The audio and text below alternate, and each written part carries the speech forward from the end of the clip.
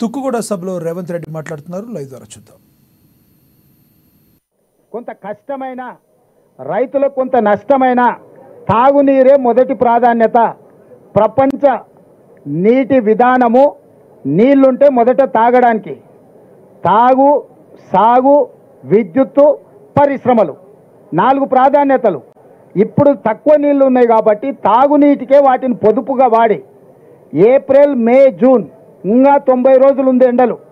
90 రోజుల కోసము పొదుపుగా చుక్క చుక్క బొట్టు బొట్టు లెక్క కట్టి ప్రతి పేదవాడికి తాగునీటి సమస్య రాకుండా ఉండడానికి, అదేవిధంగా బోర్లు పడిపోయినాయి, ఎండిపోయినాయి కాబట్టి ట్యాంకర్ల ద్వారా ఇంటి అవసరాలకు కూడా నీళ్ళు అందించి పూర్తిగా సమీక్షించుకుంటూ పర్యవేక్షించుకుంటూ ప్రజలకు ఇబ్బంది జరగకుండా గ్రామాలలో ఉన్న బోర్లను కూడా కొత్తగా ఫ్లెషింగ్ చేసి వాటిని రిపేర్ చేస్తున్నాము.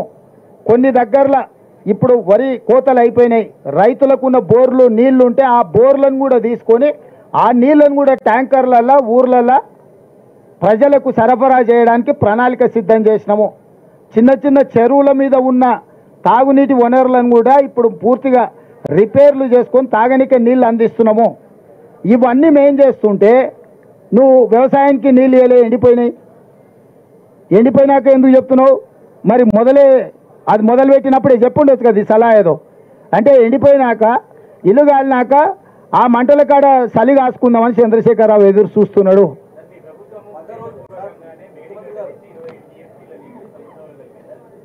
ఇప్పుడు నేను అదే చెప్తున్నా, మేడిగడ్డ వాళ్ళ అధికారంలో ఉన్నప్పుడు 3 నెలల ముందే పగిలిందా, కుంగిందా? నీళ్ళు ఎవడో వదిలిండా? మీరు అంతా చూసి వచ్చారు కదా. ఎన్నికలప్పుడు నేను రాహుల్ గాంధీ గారు పోయినప్పుడు చుక్క నీళ్ళు ఉండేనా? నేను శ్రీధర్ బాబు గారు మేము పోయినామా? ఇక దాంట్లో నీళ్ళు ఎప్పుడు నింపిండా? బుర్ర లేకుండా మాట్లాడుతుండో, మందేసి మాట్లాడుతుండో, మతి లేకుండా మాట్లాడుతుండో నాకైతే తెలియలేదు. ఎప్పుడు పోయింది మేడిగడ్డ? ఆగస్టు సెప్టెంబర్లోనే కదా పోయింది. అది పోయినెంబడే కదా మేడిగడ్డలు ఉన్న నీళ్ళని వాళ్ళే కదా కిందికి వదిలింది. తర్వాత మేడిగడ్డలో నీళ్ళు ఎవరు నింపిండు? డ్యామ్ సేఫ్టీ వాళ్ళు వచ్చి ఉన్నవి కూడా తొలగించండి అని చెప్పారు కదా. ఇది వదులు, దాని పైన ఉన్న అన్నారం కూడా బొక్క పడ్డది, కూలేటట్టుంది, దాన్ని కూడా నీళ్ళు వదలమని డ్యామ్ సేఫ్టీ వాళ్ళే చెప్పారు కదా. సాంకేతిక నిపుణులు పర్యవేక్షిస్తుంటే కాంగ్రెస్ వాళ్ళు వచ్చి 20 టీఎంసీలు కిందికి నీళ్ళు వదిలిండి అంటే ఏమన్నా మతి ఉందా? ఆయనకు అసహనం ఉంది, నేను ఒప్పుకుంటా.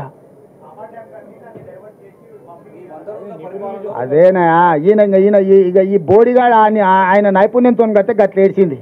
మేడిగడ్డ గుంజింది, అన్నారం పగిలింది.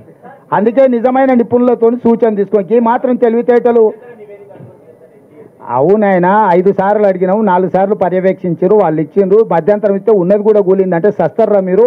దాన్ని పూర్తి స్థాయిలో సూచనలు చేస్తామని వాళ్ళు చెప్తున్నారు. మరి ఆ మాట కేంద్ర ప్రభుత్వాన్ని అడగాలి కదా. ఎన్డీఏసీ కేంద్ర ప్రభుత్వ పరిధిలో పనిచేసేది కదా. చంద్రశేఖరరావు మోడీని ఎందుకు అడుగుతలేడు?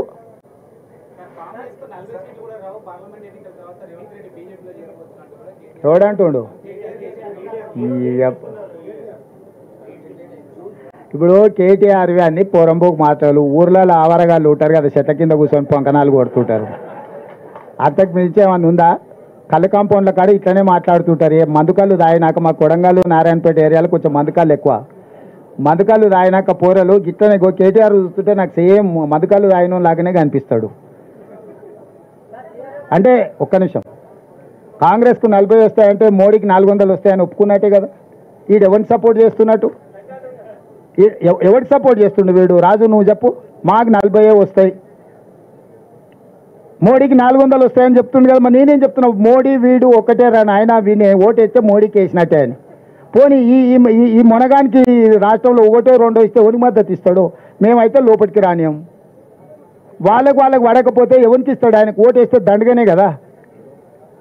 అంటే వాళ్ళ మాటల వెనకాల ఉన్న మర్మం మీరు ఆలోచన చేయరు. వాళ్ళు ఏంది కాంగ్రెస్కు 40 రావాలని కోరుకుంటారు. ఎందుకంటే వాళ్ళ బాసు మోడీ గెలవాలని.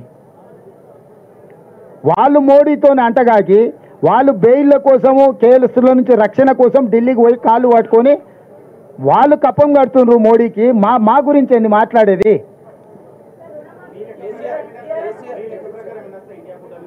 ప్రభుత్వం ఏర్పాటు చేస్తానని వస్తాయి. డేట్ చెప్పిన ఇప్పుడు ప్రభుత్వం ఏర్పాటు చేస్తానని వస్తాయి.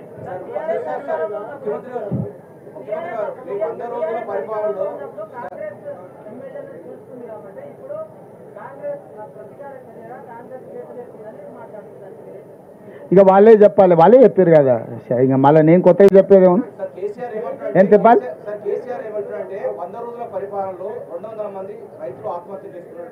పేర్లు చెప్పమను, పేరు ఊర్లు ఇవ్వమను, నష్టపరిహారం ఇద్దాం. 200 నెంబర్ చెప్పుడు కాదు, పేర్లు వాళ్ళ వివరాలు ఇవ్వమను. తప్పకుండా ప్రభుత్వం నుంచి వాళ్ళని ఆదుకుందాం.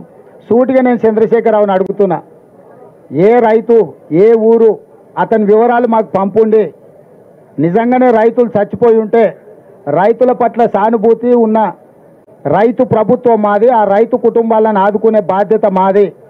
200 కుటుంబాలను ఎన్నికలైన మరుక్షణం సచివాలయానికి పిలిచి వాళ్ళని ఏ రకంగా ఆదుకోవాలో మా ప్రభుత్వం నిర్ణయం తీసుకుంటుంది.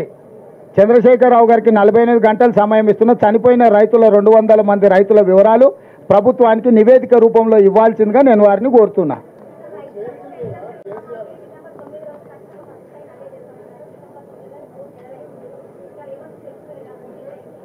ఎవరంటారమ్మా, ఎవరంటారు? మీరు ఎందుకంత సీరియస్గా తీసుకుంటారమ్మా? ఆయన ఎందుకంత 10 ఏళ్ళు ఆయన లక్ష ఇస్తాను, 10 ఏళ్ళు అయినా ఇవ్వలే, ఇంకా అన్నీ బకాయిలు ఉన్నాయి.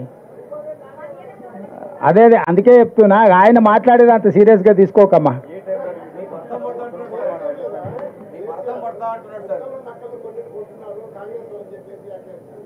వాళ్ళు కూడా అన్నారు అదో గుంటనక్క, ఆ మాటలు మేము పట్టించుకోమని. ఇంకా వాళ్ళ ఇష్టం ఏదన్నా అనుకోని మనకెందుకు.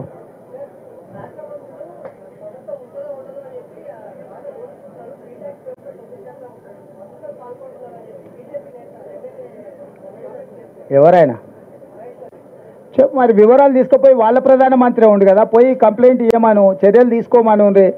మన బాండ్స్ బయట పడ్డాయి కదా, ఎవరికి ఇచ్చారు, దొంగలెవరు దొరలెవరు మన బాండ్లు బయట పెట్టంగానే బయటకు వచ్చింది కదా.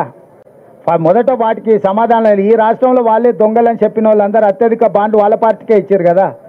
లిక్కర్ దొంగల నుంచి కాంట్రాక్టర్ల వరకు అత్యధికంగా చీకట్ల కోట్ల రూపాయలు ఇచ్చింది వాళ్ళకే. ఇంకా కూడా వాళ్ళు నీతిమంతులాగా మాట్లాడుతున్నారు. ఏం చేస్తాం, కర్మ. రైట్.